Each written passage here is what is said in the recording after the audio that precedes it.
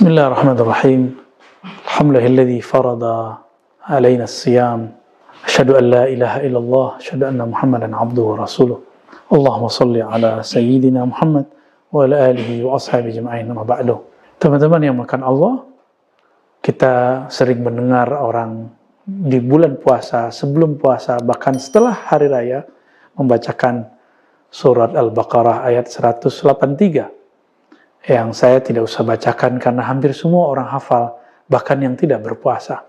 Tapi saya akan mengambil kalimat di situ, diwajibkan atas kalian, wahai orang beriman, berpuasa, siyam atau saum, jamak plural dari saum, kama kutiba alal ladzina min qablikum, sebagaimana diwajibkan atas orang-orang sebelum kamu.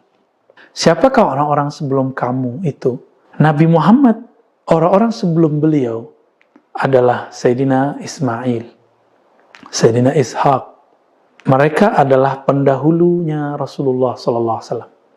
Min qablikum, orang-orang sebelum kamu. Artinya, puasa itu adalah salah satu amalan yang tua. Apakah sebelum Nabi Ibrahim ada? Ada. Bahkan Sayyidina Adam disebutkan oleh Imam Ibnu Katsir dalam Al-Bidayah wa Nihayah ketika bertobat, fatalaqqa Adam, ya, fatalaqqa.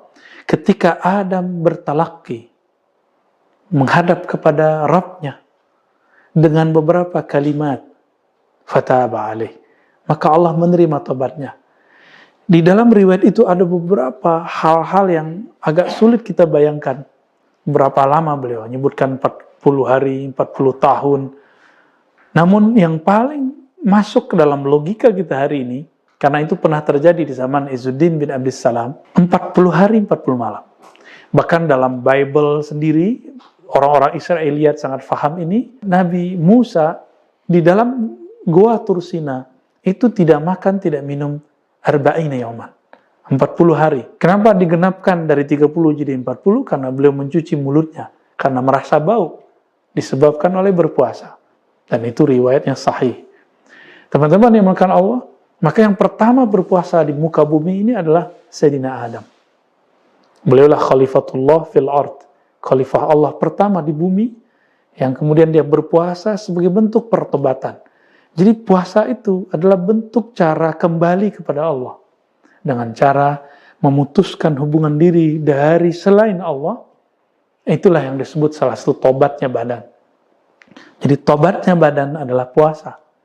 Puasa ini jadi masalah lagi. Ternyata puasa bukanlah bahasa Arab. Puasa dari bahasa Sanskerta lagi. Upawasa atau taqarrub ila wahidil ahad. Mendekatkan diri kepada yang Maha Esa. Upa itu taqarrub, wasa Sang Maha Esa. Dan ternyata sama di dalam Al-Quran. Bukan cocok logi karena memang agama Brahmana ini menurut Imam Al-Jili adalah agama warisan Nabi Ibrahim. Meskipun kemudian ada perubahan, sebagaimana terjadi perubahan dalam agama-agama Semitik.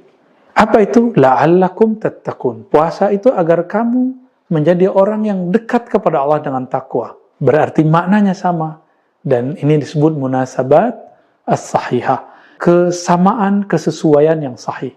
Ternyata mereka juga punya puasa. Orang-orang zaman dahulu ada puasa. Dan itu berlanjut sampai hari ini. Di kalangan ahli kitab sampai hari ini ada puasa. Di kalangan orang-orang agama Brahmana sampai hari ini ada juga puasa. Teman-teman yang melakukan Allah, lalu apa yang jarang dieksplorasi oleh orang ketika membahas, menakar, menyentuh bagian terdalam dari puasa? Ternyata hadis yang masyhur tapi jarang kemudian dibaca, yaitu as-siyamuli. Hadis qudsi Allah berfirman, as-siyamuli.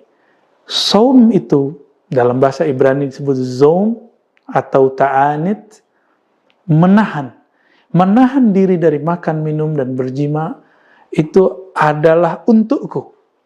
Tapi ternyata maknanya lebih luas. Menahan dirimu daripada selainku, itulah yang disebut li. Itulah li bagiku. Inilah yang dikatakan oleh Imam Ibn Arabi. Orang yang berpuasa, sebenarnya dia telah wusul kepada Allah. Karena Allah langsung mengatakan li. Dia milikku. Maka sang saim, orang yang puasa itu, dia langsung dalam genggaman Allah Subhanahu wa ta'ala. Tinggal kesadaran dia kepada Allah. Di mana bentuk kesadaran itu muncul? Ketika di lafaz hadis, di pertengahan hadis, Nabi kemudian mengatakan, idza sabahu ahadun aw syatamahu. Jika ada seseorang mencaci makinya atau mengata-ngatainya, falyaqul inni sha'im. Katakanlah aku puasa. Maka saat itulah puasa naik dari puasa fisik menjadi puasa non fisik. Puasa emosi. Emosi bukan pada fisik. Emosi itu ada pada nafsiyah kita. Ini disebut dengan saum nafsiyah. Kalau tadi saum badaniyah. Istilah mungkin baru, tapi sebenarnya hampir sama dengan istilah-istilah yang sebelumnya. Selama ini kita baru puasa lapar haus. Disebut saum badaniyah. Namun Nabi menghendaki, ayo naik lagi. Menjadi puasa nafsiyah. Puasa menahan gejolak diri. Jika ada di sosmed kita orang berkomentar kasar, kita tidak usah layani. Bahkan kalau perlu kita tinggalkan. Jika terganggu, blokir saja. Supaya tidak mengganggu layar-layar indah yang kita lihat setiap hari itu. Teman-teman yang dimuliakan Allah. Namun kemudian kita kembali ke hadis yang tadi. Nabi mengatakan, orang yang berpuasa itu, bau mulutnya lebih harum di sisi Allah. Bukan di sisi makhluk. Daripada apa? Daripada rihil misik. Daripada kesturi. Apakah ini bau harum yang fisik? Tentu tidak. Nabi SAW lagi berbicara keharuman rohani. Keharuman yang dulu Sayyidina Musa pernah terlewatkan.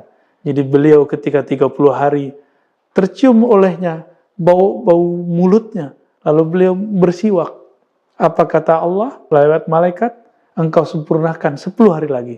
Itu sebabnya Nabiullah Musa mengenapkan menjadi 40 hari. Karena beliau terganggu oleh bau mulutnya. Padahal Allah suka dengan bau mulut itu. Sahabat-sahabat dimuliakan Allah, maka 3 poin di hadis ini. Pertama, Allah mengatakan, puasamu itu, puasa apa? Inilah puasa yang boleh kita sebut puasa qalbu, puasa ruh.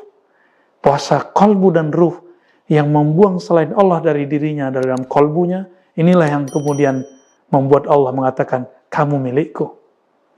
Dan yang kedua, puasa nafsiyah. Puasa orang-orang yang menjaga dirinya dari gejolak hawa nafsunya. Dan yang ketiga, rahasia puasa itu membuat bau mulutnya harum. Karena orang-orang yang berpuasa, dia tidak mengatakan kata-kata yang kasar. Dia tidak menggosipkan orang lain. Dia tidak merendahkan orang lain. Inilah keharuman hakiki dari orang-orang yang shaim. Mari capai puasa seperti ini, puasa yang Allah mau, puasa yang Nabi terapkan. Nabi khuluqul Quran. Itulah hakikat puasa Nabi sallallahu alaihi wasallam. Semoga kita sampai kepada taraf itu. Sallallahu ala Muhammad. Assalamualaikum warahmatullahi wabarakatuh.